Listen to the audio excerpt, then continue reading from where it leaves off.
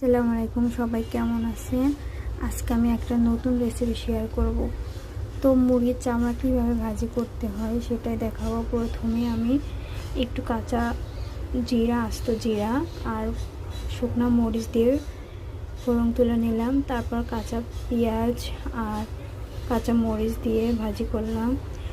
তো আমি ধুয়ে রাখা চামড়ার আলুগুলো এভাবে টুকরো টুকরো করে কেটে পরিষ্কার করে ধুয়ে রেখেছিলাম, সেটা আমি এর ভিতরে দিয়ে দিচ্ছি।